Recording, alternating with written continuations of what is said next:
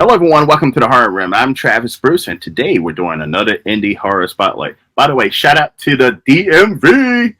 Got coming from Frederick, Maryland. I Yes, got my sir. man Jordan Miller. I'm gonna say Jim Miller, that's a UFC fighter. But I Oh, got you call me Jordan Jim. Miller. Most Yeah, people who put my name wrong call me James. So it's nice James. to be called. It's nice to be called Jim for once. Thank Yeah, you for that. Jordan Miller, and he has an amazing movie out right now. But it's going to be at Creature Feature this Yeah, coming up weekend. By the time this come up, Creature Feature will be gone. But listen, I'll have the chance to see it, and I will tell everybody how amazing this movie is. And it's called The yeah. Only Ones. Jordan, welcome to the Horror Room. Thanks for having me, man. This is cool. It's a pleasure, man. It's a pleasure. Now, tell us a little bit about The Only Ones.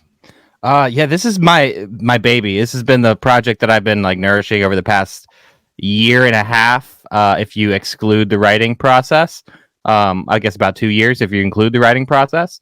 It's a feature film. It's a horror thriller with like a healthy dose of my own brand of a kind of a dry comedy that at least what I find funny anyway. Hopefully other people share that humor. It's kind of an interesting movie because like it was one of our producers brought to me an idea very early on about the idea of like a slasher film with no killer, like a Friday the 13th with no Jason. And we kind of just like laughed about the silliness of the idea and what that would even look like. And then like slowly the idea became less silly to me and like a story formed. And I really wanted to kind of take have you seen Burn After Reading, the Coen Brothers film? Uh-huh. So Yes. that was kind of like my ultimate inspiration because like Burn After Reading is like a spy film with no high intelligence, right? It's like Yeah. the stakes are only high because the characters make them high, and if they had ever taken a step back, they could have stopped this whole steamroller from rolling all of them over, but no one ever does. That's what I wanted to do with the slasher film. So that's what The Only Ones is, and that's why it's called that. It's the only ones. They're the only ones involved, but it's more than enough to cause their own destruction. That's an interesting fucking concept. Now, I also saw the trailer. You have such a diverse cast. I mean, was that your intent to have such a diverse cast? I've always worked with diverse casts. It's I don't know. It's just something I've always done. Like Paul Cotman, who's in this, is someone I've worked with in almost every film that I've made. He was the lead in my short film 3, and he's been in pretty much every short that I've done. Honestly, but yeah, the to me, I wanted to represent kind of growing up as a misfit as I saw it. Mm-hmm. Which when you're in a misfit group, that's the kind of group you're in. Like you're in a diverse group of weirdos who have bonded over something, right? Or like the shared Uh-huh. weirdness that you all have, and that's the kind of people I wanted to fill this movie with, like people that I connected with. There's like a healthy dose of like my main two romantic leads are like punk rock interracial lesbians, which I just think is the Yes, most I awesome saw that. thing possible. I just think it's so cool. And like that's what I wanted to see. And I wanted to take things that you wouldn't typically maybe see in a slasher film and do those things. Because that was all part of like this is an homage to my love for slasher films, but I wanted to do something different, something that I hadn't seen. So I was careful to like not fall into like these like easy stereotypes that so many slasher films fall into with their characters. The last thing I wanted to do is have characters that felt like fodder and like not and then you feel nothing when they die. Like honestly, when I saw Yeah. bodies, it was kind of doing what I was kind of trying to do. But I wasn't upset because I kind of hated bodies because I didn't connect with the characters at all. Yeah. And my whole goal with this one was that you really would connect with the characters, hopefully. And then when bad things happen, it's a bit weightier. Okay, so I'm gonna make a statement. I hope I don't sound like an asshole. So No, not at all. it's gonna make sense. But like one of my biggest criticisms right now when it comes to any horror movies and even big name horror movies, it seems like the characters in the movie look like they just hopped off a modeling shoot. Yeah. And I love. I was looking at the trailer. I was like, these are regular people. I'm not saying. Listen, I'm not saying they're unattractive. I'm saying like these are regular, average people, and I like that. Yeah, I love that too. Like that's the stuff that I like in movies. Like I think one of the things that's been so refreshing about Mia Goth being like a leading person in so many movies is I just love her look, and like she's so relatable. And I packed this movie full of people that I felt like that did that as well. I mean, objectively, this film is full of very attractive people. They're all attractive people, but like in their own awesome way. Like I just love everyone brings a character to their character. And like the casting process was kind of a long one. About half of the cast was taken from people I've worked with, because I'm a cinematographer. I'm in sound department a lot, so I work on crew on movies all the time. And usually, what I'm doing is I'm like sitting on the sidelines, like watching everybody and like who's just killing it, right, and who's just like absolutely slaying their job. And then I go get that person. I'm like, come work with me on my movie. So like Paul was someone I worked with early on. Brought that along. Emily, who's one of our leads, is somebody that I worked with like on 2 or 3 movies. She's a rock star. And then we had to cast for some outliers that just the roles weren't filling themselves naturally. So we went to backstage and we cast, and we brought in some out of town people. But I love the way they look together. Like that was an important thing, is like they're an ensemble. It's an ensemble piece. So like they had to have like a look together where it's like, yeah, these are misfits, but like I understand this misfit dynamic. Yes, I mean, they look like they would hang out together, and that's something I was going to say too. What kind of horror movies are like? You look at some these groups of people, and you're like, and how are they fucking friends? Like, you got a punk rock guy over here, you got a nerdy guy over here, you got the jocks over here, and like you're like, how the fuck are they friends? Right. And I wanted to play with that too. Like I love the dynamics of like some of my characters. Like Paul plays somebody who's very like his parents were very controlling, and he lived a very structured life, but he clearly made best friends early on in high school with like the weed dealer stoner guy, and they got different things from each other, right? Like the weed stoner guy who had no structure gets a lot of structure from his best friend, and his friend who lives in a world of structure gets a release from that from his best friend. So like they're very different people, but I loved finding the way that like we can make these people get along and find like the core of their friendships. That's amazing. And you shot this whole entire film in Maryland? A mix of West Virginia and Maryland, and like a few random drone shots we caught in North Carolina. Okay. I just recently found out I had Ken Arnold on my show a couple of months ago. I love Ken. Ken's a good friend. Yeah, Ken's great. And so I ran into Chihuahua. He's barking. Oh, that's Cujo, the Chihuahua. What's up, Cujo? He just ran off. But I ran into him at a horror book convention, and what was it? Somewhere near BWI, and I was video recording.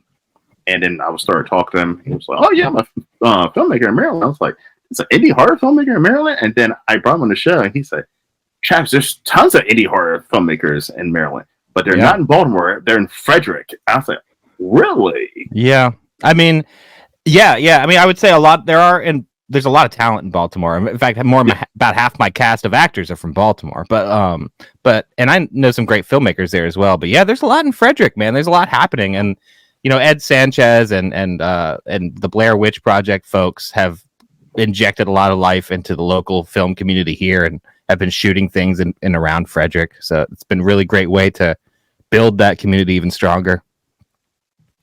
Now, by living in Maryland and making movies in Maryland, is it harder to get your project out there to the rest of the country and community? Because I don't hear, a lot of Maryland filmmakers making it big, especially in indie horror. Mike Flanagan's a Maryland guy. Mike Flanagan is a Maryland guy. Yeah. I think one thing we learned like during COVID is that you don't have to fucking be anywhere to do anything at this point. Like seriously, like I mean, there was a lot of times in like years ago where I would really debate like going, do I need to go to LA to do this? And like after some real hard thinking, I think the answer was no. This pre-COVID, the answer was no, because I wanted to do this. I wanted to like write and direct my projects and produce my projects. And if I'm like just paying rent prices of LA and like splitting it with 1 million people and just working crew every day of my life, I would never be able to do that. But here in Maryland, there's still a strong film community with what's happening in DC and Baltimore, and we've got Atlanta not so far away and New York not so far away, that it can sustain itself here, and I can live so much cheaper here, where I can actually have the leeway to do the thing that I wanted to do in the first place. Now, and I mean, and that's great. Now you're working with Matt Burns, who I just recently had on my show. Yes, Matt sir. is a fucking awesome guy. I've known Matt since high school, man. I love Matt. Really? Yeah. Matt was like, in high school, I was in a band. We were like a punk metal band, kind of. And Matt Burns was the man who booked all the punk rock shows for all the touring bands, everybody who would come through Shepherdstown in the West Virginia area. Matt booked them. So Matt was booking all those little concerts. And so we got to know each other through that. And then like we went our separate ways and life, did its thing. And then we came across each other like 10 years later, and we had both separately found our way to the indie horror community. And so now we're doing stuff together again. Now, how did you find your way into indie horror? Because I hear a lot of indie horror filmmakers, they start off with music and then they transition to indie horror. Well, that's definitely what I did. My whole first life was music and records and touring and doing that all the time. And playing in cover bands and blah blah blah. And honestly, it's like it's taxing. It's very emotionally taxing. It's just taxing in every possible way something can be taxing. And it's the kind of thing. There's so many personalities with a band that if somebody, doesn't turn out to be right for the project, the whole machine just falls to pieces, right? And that's not how film sets work. If somebody's not working out, you can replace that person, and the machine doesn't fall apart. So that was something that I found in film that I loved a lot more. And I think I found film to be a lot more collaborative rather than competitive, which is music is so competitive because it's so cutthroat. It's so hard. Yeah. So, but like, I find my background in music to be invaluable as a filmmaker because like my understanding of like rhythm and all of those things help me as an editor, and I can think about, like, I score films. I don't score my own films, but I score other people's films. So like just thinking as a musician, I think has helped me as a filmmaker in general. But yeah, I know a lot of people who have taken that path. They start in music and they end up in film, because you got to love the same kind of things. Like if you're making records, you kind of have to love this process of like putting a lot of tiny things together to create a much larger whole and like sewing stitch by stitch this larger thing. And if you can't love that process, like you're not really cut out for this kind of stuff, I think. So like film and music have those similarities, I think. And I definitely agree. I also see a lot of filmmakers, they transition into music or back and forth. So like, I think there's definitely a bond between the two industries. Yeah, definitely. It's for me, like film is like the ultimate because it's music coming together with visuals. And I mean, it's a big reason I loved music videos growing up in the era when music videos were still like around and on TV, Yeah. So those were special to me, like growing up is how those two were literally coming together in a music video. Now I have a whole newfound respect for filmmakers and actors and actresses. This past weekend, I was in my first acting role. Oh, cool! In an indie horror movie, and thank you to Matt Burns. But wait, was this Blood and Breakfast? Yes. Yeah. Okay. Cool. You're in that. That's fun. Yeah. That's awesome. Yep. And are you working with Nancy Ann in any of your scenes? Is she in that? No. My scenes were in Baltimore. Okay. I think they filmed the other ones in West Virginia. Yeah, or somewhere. Right. Yeah, and that was. But like, I was shocked. I was like, "Boy, this is taxing." I thought that I was going to be in and out. And that was like 4 hours later. I was done, and like that's still pretty quick. Wow, this is a lot. But like, I mean, it wasn't a lot of pages to our script. Yeah. For the particular scene that we were doing, but I was like, "Wow, there's a lot of." It's a lot. I mean, like even remember your lines, and if somebody doesn't remember a line, you got to do multiple shoots. You got to do multiple angles. Somebody makes a noise, you got to reshoot that. And it's like, wow, this is to put this, 90-minute project together. It's a lot of fucking work. It is a lot of work. It definitely is, especially in the indie world when like everybody's doing multiple jobs and you don't have like everyone specializing in certain things, Mm-hmm. So yeah, it's a lot. But I think I just have a love for those kind of processes. I love the giant puzzle and putting it together. And I guess this kind of answers your question that I definitely didn't answer before, which was how I got into this, which was kind of making skate videos with my friends when I was very, very young, and I was terrible at skateboarding, but I really liked using the camera. So we were like making skate videos, and I was like learning to edit, but I didn't have like any knowledge of computers as like a kid. So I would take like one VCR and like wire it into a second VCR, and hit play on one and record on the other and like edit in live time. It was very like difficult to do. And then I like hit high school and I was still doing this somehow. And people were like, cool it. Like there's programs that do this like so much easier. And I'm just like a Neanderthal. And I'm like, oh my God, this is amazing.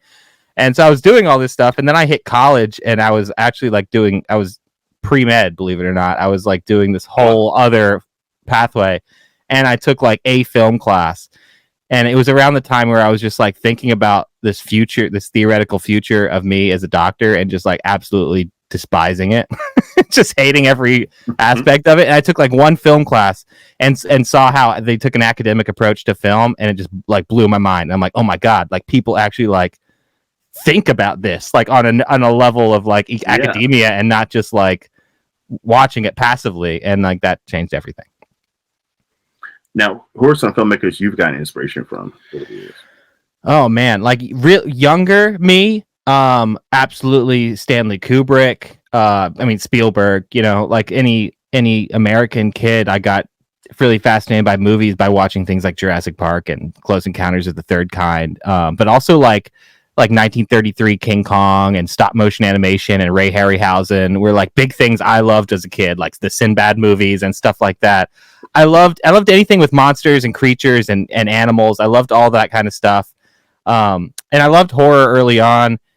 But yeah, I would say the stuff that really got me into it was like more of like the weirder avant-garde stuff. Like what made me start thinking about film and like on another level was people like Wes Anderson and people like Jim Jarmusch and people like, like I said, definitely Kubrick. But like when I watched Jim Jarmusch's Dead Man for the first time, it's one of my all-time favorite films. That made me think about movies in a whole nother light. Like as an adult, like later people who are like now really inspiring me, I absolutely, like I said, Mike Flanagan, he's one of my absolute favorite guys in the biz right now. I love Rob Zombie's work.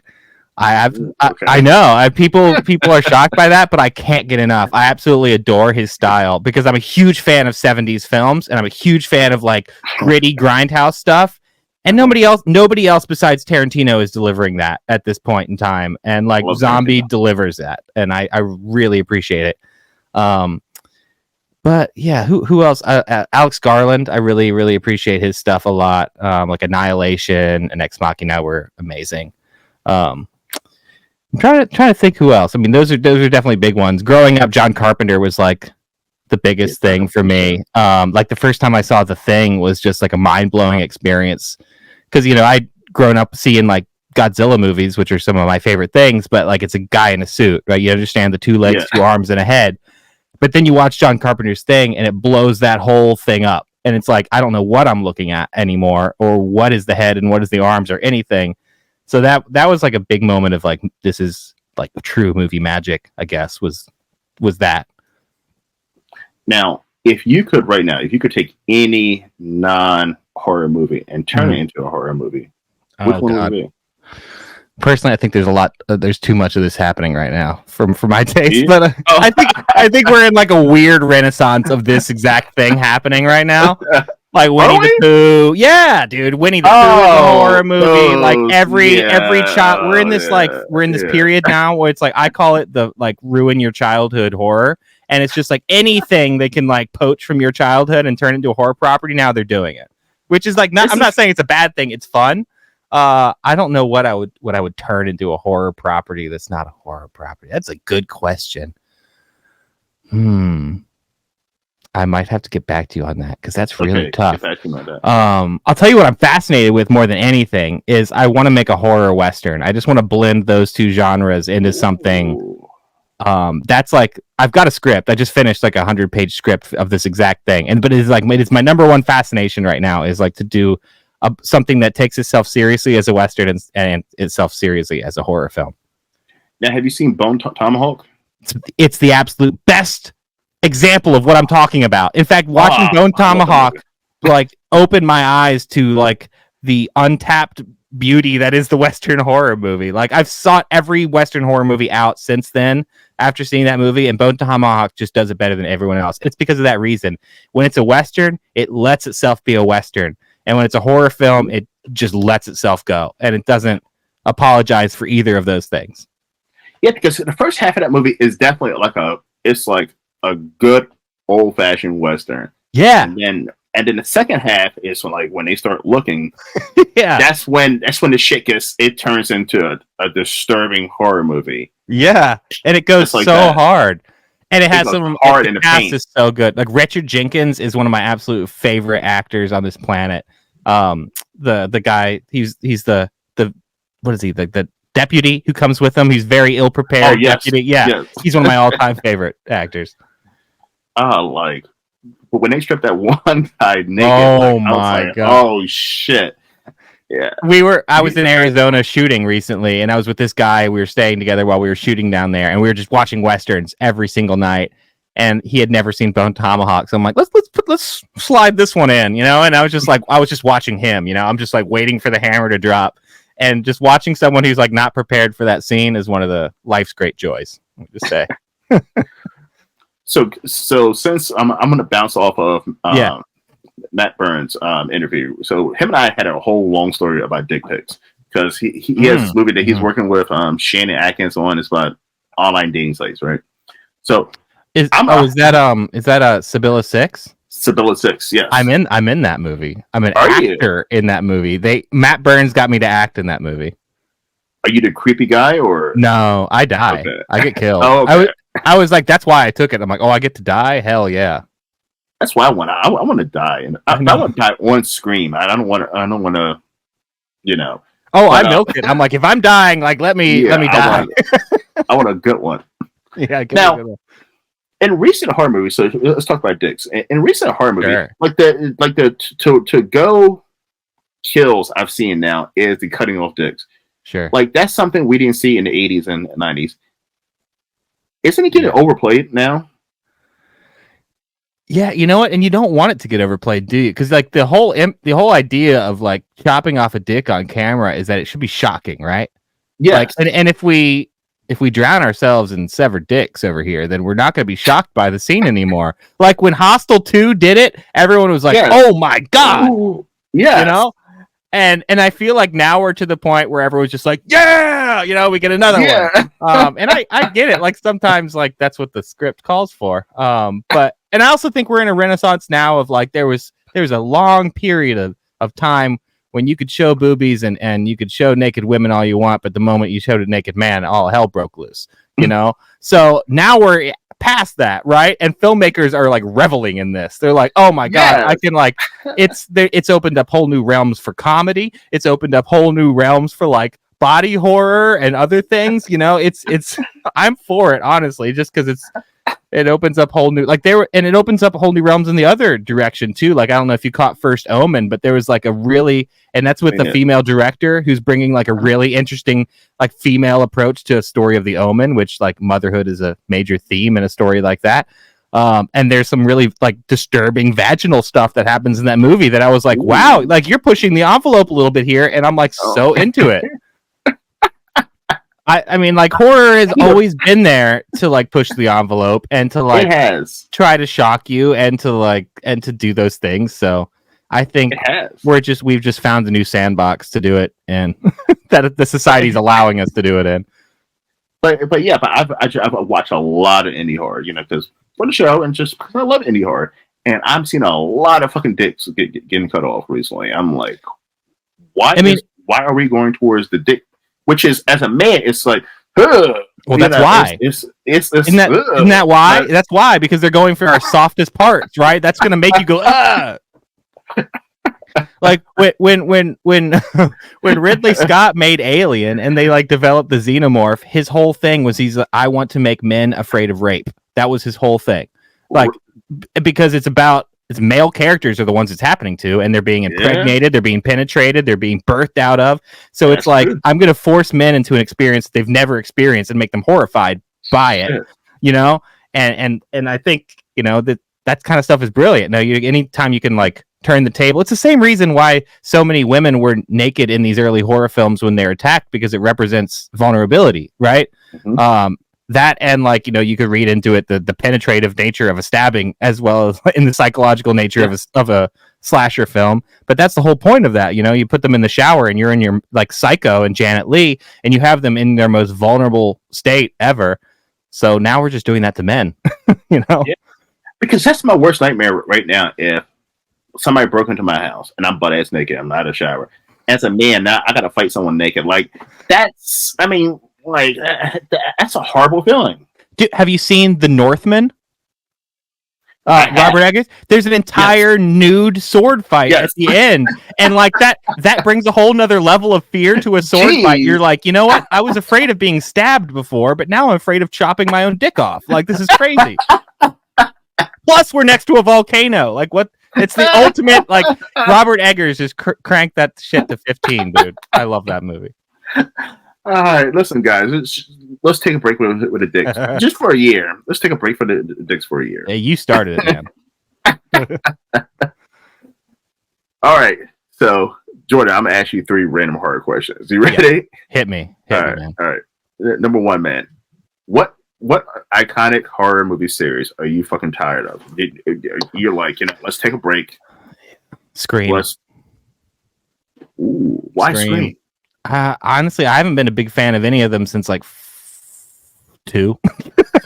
Like, I don't know. I liked 4. I liked 4 quite a bit. I've just kind of checked out since then. I actually, the next one might be interesting because they're having Kevin Williamson direct it, and they're bringing some pedigree back into it. But I feel like, yeah, I've gone into the past couple being like really excited and not really coming out feeling that way.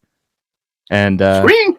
Yeah. Scream 6 was great. I mean, Scream 6 was, for me, I mean, the first 80% of the movie was absolutely great. I mean, it was like, but that last 20%, though. Oh my goodness. It was like, that girl you always had a crush on, and she's like, you know what? I'm going to finally give it to you. And you're like, yes. And you're getting ready for it and this and that. And then, it just makes zero sense. Like, it makes no sense. Yeah, it's like, and it just doesn't happen. And I was like, wow, this might be as good as the first Scream. I'm like, this is fucking amazing.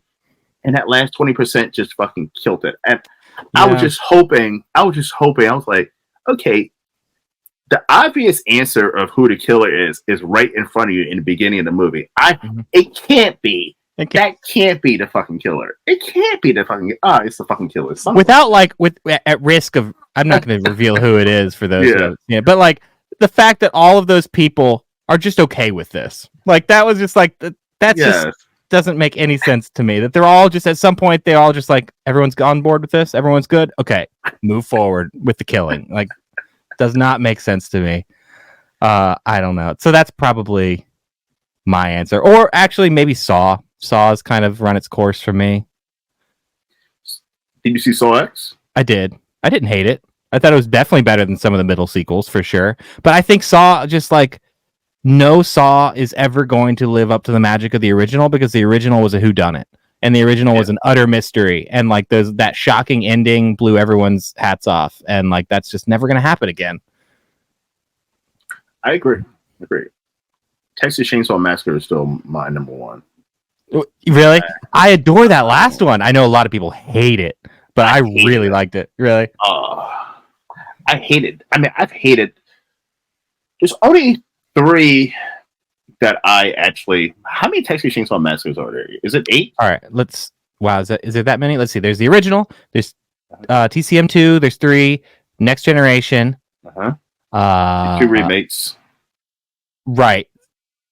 Texas Chainsaw 3D, which was horrible. Alexander Daddario. That one makes zero sense. Also, like zero sense. Even the filmmakers admit that the script makes no sense, but they're just like, we hope you don't notice, but we noticed. Yeah. The Leatherface, that weird prequel movie. That one is also I can't get into that one. The new one. Oh, and then the remake and the prequel. So 9 of those movies, and holy shit, like the original, of course, Part two, I actually like part two a lot. I People love hate part two. Love part I two. love part two. Part And one, I like, was or the original, is probably maybe my favorite movie ever made. I love that movie. really, Yeah. Like Daniel Pearl's cinematography, Toby Hooper's direct, everything about that movie, I think is gorgeous. and I like the remake. Me I too. thought the remake, the one with Jessica Biel. Jessica Biel. Same cinematographer. They brought Daniel Pearl back to shoot that movie too. Everything else was a piece of shit to me. I mean, I just didn't. It was a huge letdown because I mean, this one on Netflix. I went into it and I was like, "Oh, this is gonna be so fucking good." I just saw the vision behind it, and then I just got into the movie, and it has some of the most unlikable characters I've ever seen in a horror movie in a long time. I mean, the two final girls, the two sisters, I couldn't stand them. Really, I get why a lot of people felt that way. I think Had some great kills though. great kills. I think like the actual character work with Leatherface was really well done. Like I love how that actor played him. You definitely have to get past like the crunching numbers on how old this motherfucker is because because it's definitely like doesn't quite or if it does add up, like he's a superhuman. But either way, like I liked the visuals a lot. I liked a lot of the filmmaking. I understand the characters maybe weren't the greatest. But for me, it scratched some itches that like the past two Texas Chainsaws didn't come miles. And they could have did away. Yeah, and they could have did away with the whole bringing a Sarah Hardesty back and this and that. Like I didn't understand that was like that felt like a nostalgia grab kind of thing, and it also obviously off the tails of like the new Halloween movies. It felt like you're kind of doing a Halloween 2018 kind of thing, which that didn't like hit me in the feels. Like I didn't need like a what is her name again? Sarah Hardesty, isn't it? Sarah Hardesty. Yeah, I didn't need Hardesty to come back necessarily. As much as I love that original character, I don't know. I didn't need it necessarily. She was only in the movie for like 15 minutes. I know, yeah. Which I'm actually glad that they didn't like lean into that as like the A plot. You know, I can deal with it as like seasoning to the rest of the movie. But as long it's not like the main plot, that's okay. But I did like the part where she's like telling him, "You killed my friends. You killed. Do you remember who I am?" And he's like, "I don't know who the fuck you are." Like, yeah, actually, that is. As much as I don't care about her plot line, that is actually one of my favorite little scenes because it's so interesting. Like I've never seen a scene where like Leatherface is just sitting drenched in blood, exhausted from killing, and like somebody else has the opportunity to just come into a room and just talk to him. Like I've never seen that scene play out before, so I liked that scene a lot. All right, let's shoot up to the second question. Yeah. Okay, the next one. Outside of Ash from Evil Dead, who is your favorite final guy? Yeah, totally. Who is my favorite final guy? There's so few, you know. There really are not a lot. Help me out, man. Who are some? Okay, so I actually did a top 5 a couple months ago. So you have Tommy Jarvis. Oh, sure. Yeah.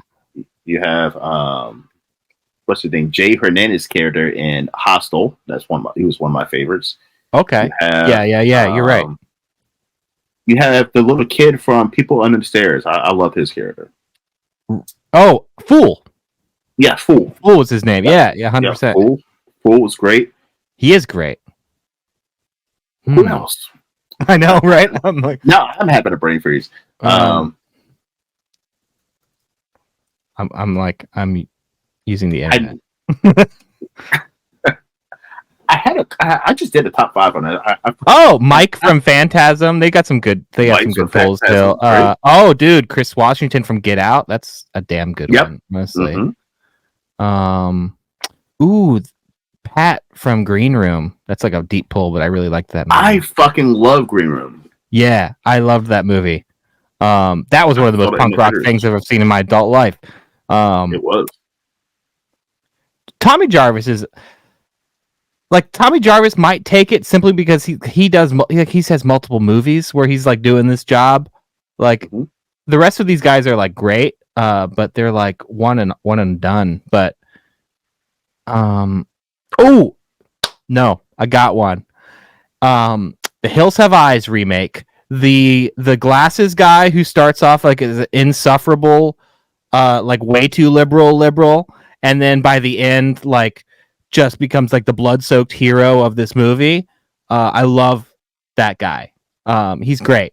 I have no idea who the actor is, no idea what the character's name is, but he goes on a fantastic journey through that movie, and the fact that he survives with that dog is just glorious. So he's really great. I've always just loved his journey, because he's relatable but unlikable a little bit in the beginning, and he just owns that movie by the end and just does what he needs to do.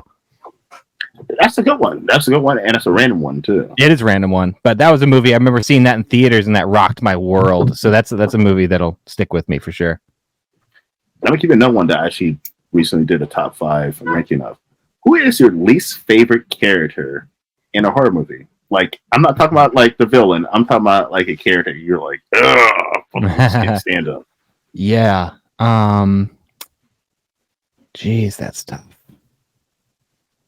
It's there's so many, like, I want to give it to somebody from the Friday the 13th remake, because that movie had such an opportunity to like do what the original films didn't do, and like give us a diverse cast of like real human beings who can then be killed by by Jason, and we can feel something. And they doubled down on the old stereotypes and all the old dumb bullshit that like the writers in the 80s are doing. Don't get me wrong, I love the Friday 13th movies, but I hate the character work in that remake. So like, I actually agree with you, but that's my favorite Friday the 13th movie. Jason is well done. Jason is scary, amazing Jason. But like you take the only two minorities in that film and buddy them up and make them like uber hard stereotypes. Yes. Like you take the blonde white dude and make him an uber like everyone is just leaning so hard into these stereotypes that like take your pick of the cast of that movie, and they're my least favorite. That's a good one. Mine, my number one was the two sisters from the recent Texas Chainsaw Massacre. Okay, yeah, sure. That ending, though. Yes, that was. But a close second. I don't know if you saw it or not. See, it was Sleepaway Camp. I want to say it was part 4. The main character in that fucking movie, it was this annoying kid that was getting bullied, but you were kind of happy to hear people bully him. Oh no, you're sitting there like, I get it. I get why they're bullying you. Yeah, dude. I was like, he's a fucking dick. Like I would bully him too. I would hit him in the back fucking head. Let me in that TV screen. Let me at him. Yeah, exactly. I don't think I've seen part 4. You have to. I want to say it's part 4. I want to say it's part 4. Okay. And it follows. And you think he's a killer. You know what I mean? You think he's a fucking killer, but at the same time, you're like, they did a bad job of. Like, you're supposed to feel sorry for the bully, you know? Sure, and yeah. Did a bad job of making you feel sorry for the bully. You hate this fucking character. And I love the first Sleepaway Camp for that reason, because like everyone's so nasty to each other, and like, yes, and you really do feel like that, and you're like, damn, like I feel bad for this kid, or like everyone's just like getting it from like bullies, and even the counselors are assholes. And yeah. The original Sleepaway Camp, I wish somebody would remake it, but I don't think you can remake it. Yeah, it's like that's again that ending. Like, what are you gonna do? Like, you're not gonna shock audiences with an ending like that today. Plus, everyone knows it's coming, so you have to think of either something totally different to do, or and I just don't know what the answer would be. I just don't think that's the kind of movie that you could really do that well today. Yeah. Or if you do, you got to find a real clever way around it, because like the conversation around sexuality has evolved so much since when that film came out, and like that film doesn't exactly have a progressive view on sexuality at all, but what's wonderful about it is it's created a nuanced conversation around it that has blossomed because of the film's existence. So like any new film that comes in has to like take all of these extra things into consideration when like scripting their plot that the original one didn't think of at all. The original one was just like, what's the most messed up thing I can think of, and I'm going to put it on the script. And now we live in a very different world. So like if you're going to approach Sleepaway Camp now, you got better have some like very interesting things to say about gender dynamics and like sexuality, and like have a reason to make that movie. all the adult male characters in that movie are so sleazy and disgusting. Oh yeah, like the cook. They're like, oh, look at that fucking young pizza. It's like, oh, like Yeah, like you can do that now. they're like open about it. Like the one guy's just like openly commenting about like how short the like children's shorts are, and everyone's like, that's just the cook, you know, he's a dirty old bastard. You're like, what? What? He's fine. He's fine. He's what? We have things called we have background checks now, you know. A man would not be there. A bunch of pedophiles running around that kid. Seriously, no, that is like not even false. That's exactly what was going on in that first movie. It's insane. It's insane. All right, Jordan, where can everyone find you, my friend? You can find me on Instagram at Future Fantascope. That's spelled PHANTOSCOPE, like Phantom and a CinemaScope. You can find me on Instagram there. You can go to futurefantascope.com and see a bunch of my work. You can check out this year. We're going to be doing a lot of festivals with The Only Ones, which I wrote and directed and shot, as well as a Western film called It Was Once a Hero that I shot and edited and did the music for. We're going to be doing fests all year with those. There's also a new podcast out that's I did with the producers of the Blair Witch Project called Black Velvet Fairies. And new episodes drop every Tuesday, and it's on all the podcast platforms. And you can keep up with me on my podcast, Camp Nightmare, with my co-host JB, and we talk about movies and all kinds of things. If you like what we were talking about today, we talk about similar things. Guys, definitely check out my man Jordan. By the way, and check out The Only Ones too. Look out for it at the festivals. And also, too, go to and link to his YouTube channel is down there. Make sure to like, subscribe, and view. Yeah, go. The Only Ones has a bunch of social media pages as well. You can follow the movie closely there.